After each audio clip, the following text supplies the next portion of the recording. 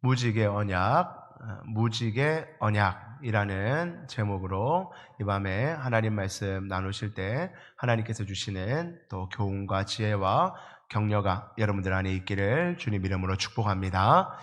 예배 오신 우리 귀한 성도님들, 우리 앞뒤 좌우로 우리 한번 인사 나누겠습니다. 오늘도 복된 시간 되십시오. 인사 나누겠습니다. 복된 시간 되십시오. 잘 오셨습니다. 환영합니다. 우리 성도님들 늘 건강하시고 하나님이 주시는 마음의 평강과 기쁨이 여러분들 안에 충만하시기를 주님 이름으로 축복합니다. 여러분, 저는 영화를 아주 좋아하는 사람은 아닙니다. 1년에 한두 번 교회 지체들이랑 가서 보면 보지 영화를 자주 보는 사람은 아닙니다. 그런데 영화가 뭐가 나왔는지 이렇게 쭉 보면 심심치 않게 이 인류가 재난을 어떤 큰 어려움을 만나서 인류가 다 멸망할 거다. 우리 어르신들은 그런 영화 잘 안 보셨겠지만 그런 영화들이 한 몇 년에 한 번씩은 꼭 나오는 것 같습니다. 그러니까 좀 큰 스케일로 해서 인류가 어떤 사건으로 인해서 무슨 멸망할 위기에 처했는데 어떻게 영웅이 생겨서 그걸 잘 극복했다. 그런 내용들이 나옵니다. 여러분 한번 화면에 보시면 몇 가지 제가 포스터를 가져왔는데요. 이것은 아주 오래전 아마게돈이라는 영화의 포스터인데 저기서 나오는 인류가 멸망할 위기는 이 지구가 우주에 있는 어떤 소행성하고 딱 부딪혀서 큰 폭발이 일어나서 이 지구가 멸망할 거다. 근데 그걸 어떻게 이겨내는가 하는 그런 내용이 담긴 영화입니다. 그런 걱정을 가끔 한 번씩 하죠. 뉴스에 보면 그런 것들도 한 번씩 나옵니다. 지구 옆으로 어떤 행성이 지나갔다느니, 조그만 행성이 떨어져서 어디에 박혔다느니, 그런 뉴스가 한 번씩 나올 때마다, 야, 그래. 우주에 보면 그렇게 많은 이 조그만 행성들을 하나님께서 다 만들어 두셨는데, 그게 어느 날 지구에 탁 부딪히면, 이 지구는 한순간에 없어질 텐데, 야, 그런 일이 생기면 어떨까?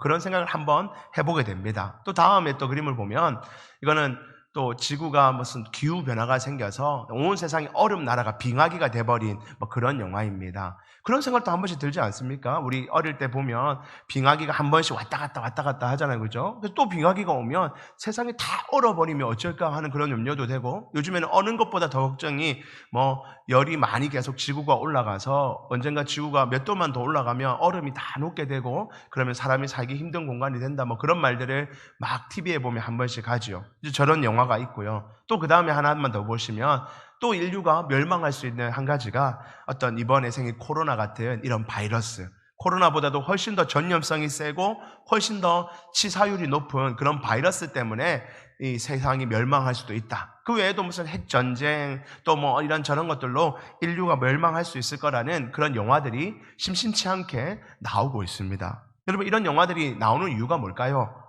사람들이 잘 보기 때문입니다. 여러분, 잘 보는 이유는 뭘까요? 그런 일이 있으면 어쩌지 하는 걱정이 우리 안에, 우리 마음 안에 어느 정도는 다 있기 때문입니다. 아유, 그런 일이 일어날 리가 있나? 그런 마음이면 그거 안 보겠죠. 그죠? 그런데, 야, 그런 일이 있으면 어쩌지?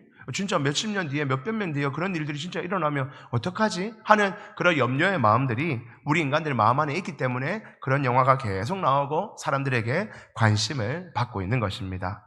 여러분, 우리는 지금 계속해서 노아 홍수 이야기를 보고 있는데요. 지난주에 드디어 노아와 그 가족들 그리고 모든 동물들이 방주에서 있다가 이제 나왔습니다. 성경에 의하면 방주에 있었던 기간이 무려 377일이었습니다.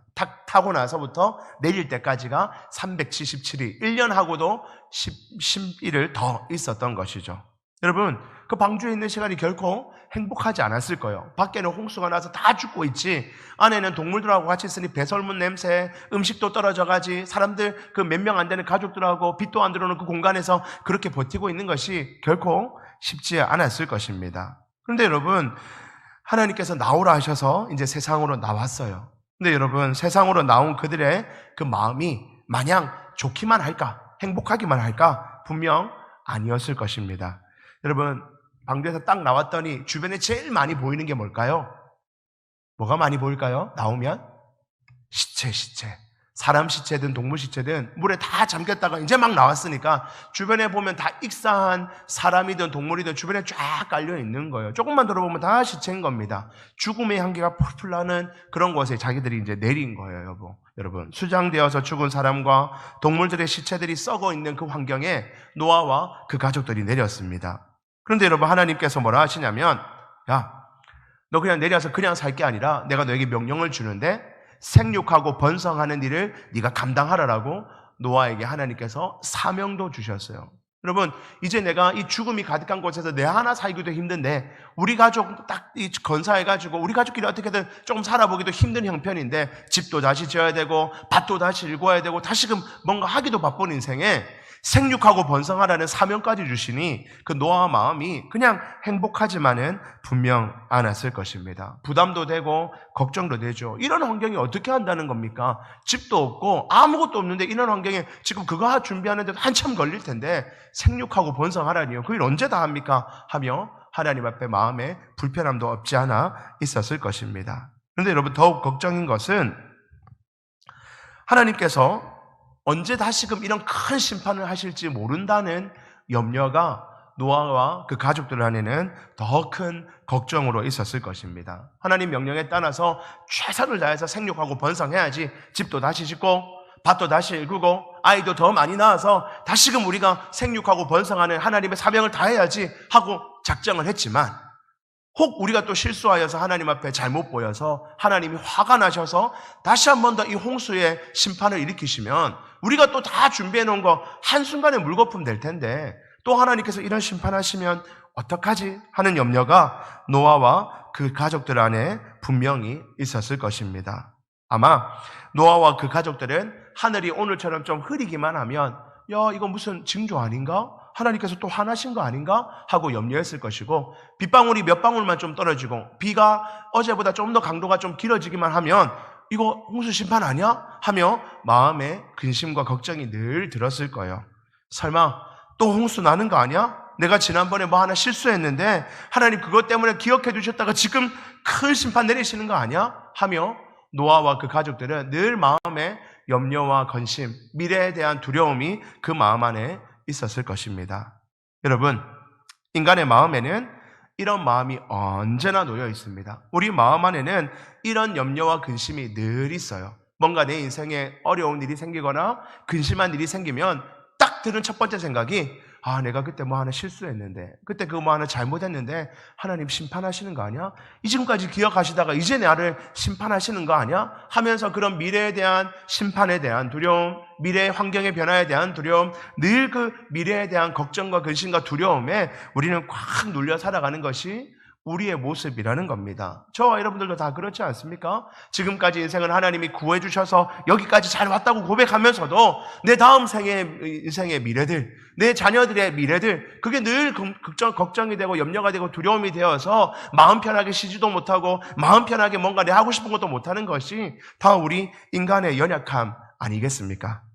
여러분, 이렇게 두려워하고 근심하고 있는 이 노아와 그 아들들에게 오늘 하나님께서 찾아오셔서 이렇게 말씀하십니다. 8절 한번 보실까요? 8절부터 11절까지 천천히 보시면 하나님이 노아와 그와 함께한 아들들에게 말씀하여 이르시되 9절 내가 내 언약을 너희와 너희 후손과 10절 너희와 함께한 모든 생물 곧 너희와 함께한 새와 가축과 땅의 모든 생물에게 세우리니 방주에서 나온 모든 것 곧 땅의 모든 짐승에게니라. 11절 같이 읽습니다. 시작. 내가 너희와 언약을 세우리니. 뭐를 세운다고 합니까? 언약을 세웁니다. 여러분, 우리 기독교 신앙에 있어서 이 언약이라는 단어는 너무너무 중요한 단어일 것입니다. 어쩌면 구약 성경에 있어서는 언약이라는 단어는 그 어떤 단어보다도 중요하다 말할 수 있는 단어입니다. 여러분, 오늘 하나님은 노아와 그 아들들 뿐만 아니라 모든 동물들, 후세에 태어날 사람들 뿐만 아니라 동물들과도 언약을 맺으시겠다고 오늘 말씀하고 계십니다. 언약은 쉬운 말로 하면 약속입니다. 약속. 하나님이 그 사람들하고 맺는 약속을 언약, 특별한 약속을 언약 이렇게 말하고 있습니다. 하나님은 노아와 언약을 맺으시고 이후로 아브라함과 모세와 그리고 다윗과 계속하여서 언약을 맺어 가십니다.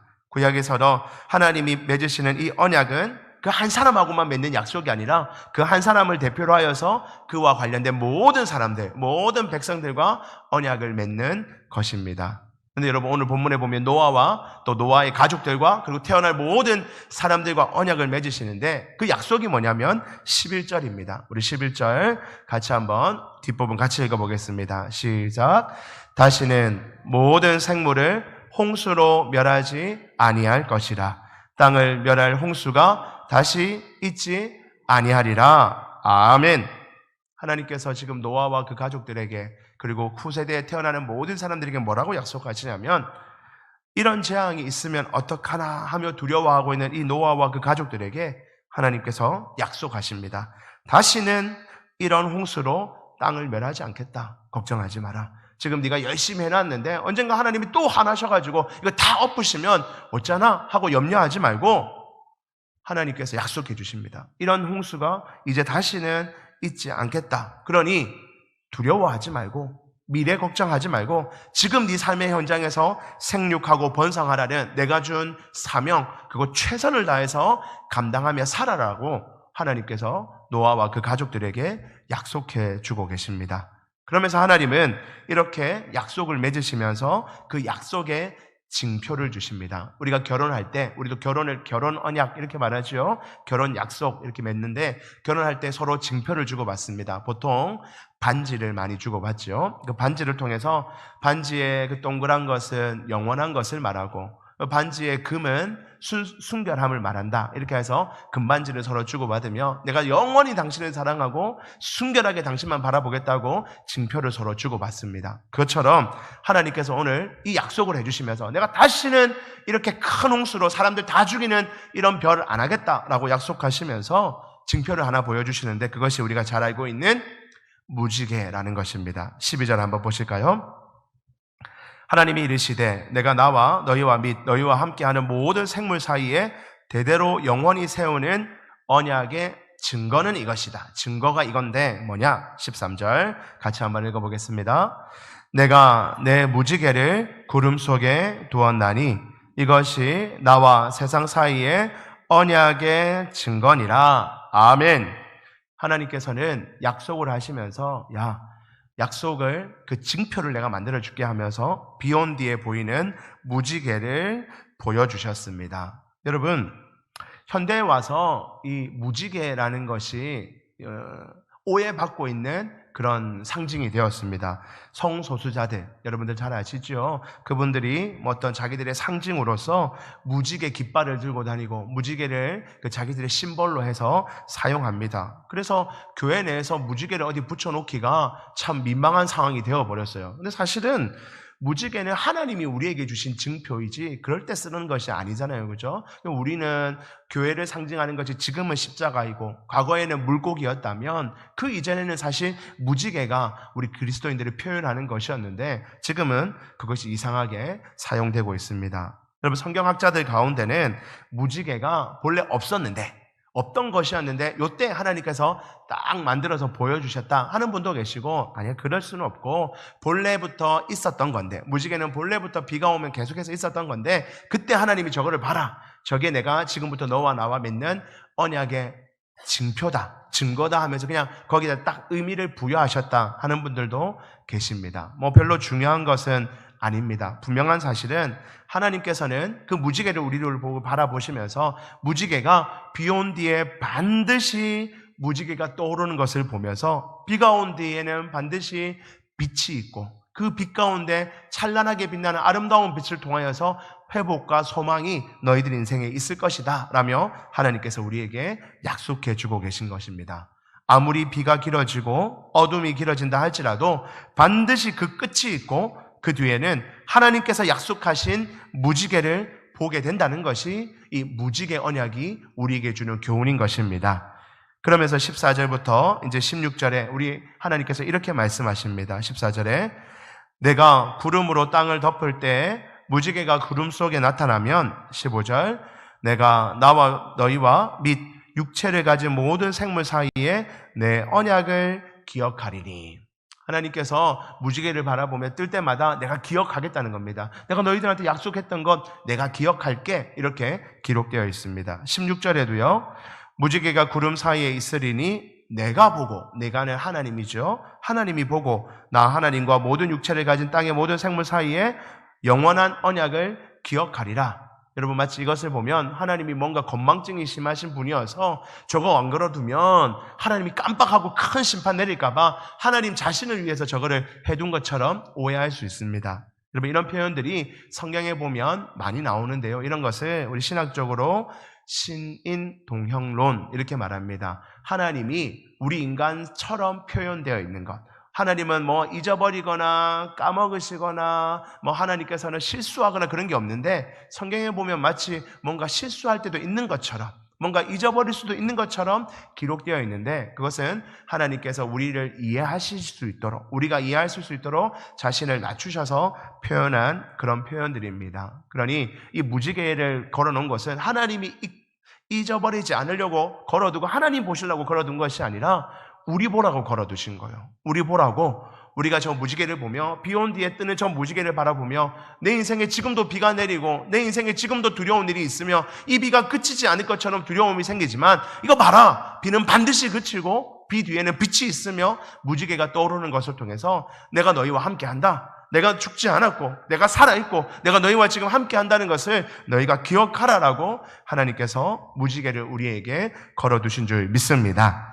오늘 이 무지개 언약을 통해서 간단하게 우리 삶에 두 가지 정도로 적용하고 말씀을 정리하고자 합니다. 첫 번째로 우리 삶에 적용할 내용들 같이 한번 보겠습니다. 같이 한번 읽어보겠습니다. 자연을 비롯한 모든 것은 하나님의 주권 아래 놓여 있습니다. 아멘. 믿으십니까?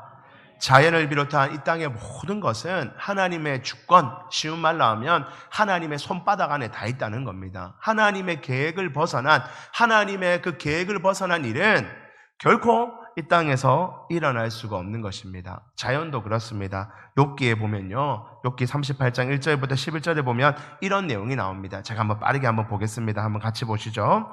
그때 여호와께서 폭풍우 가운데에서 욥에게 말씀하여 이르시되 무지한 말로 생각을 어둡게 하는 자가 누구냐? 3절 너는 대장부처럼 허리를 묶고 내가 내게 묻는 것을 답할지니라. 4절 여기서부터 중요합니다.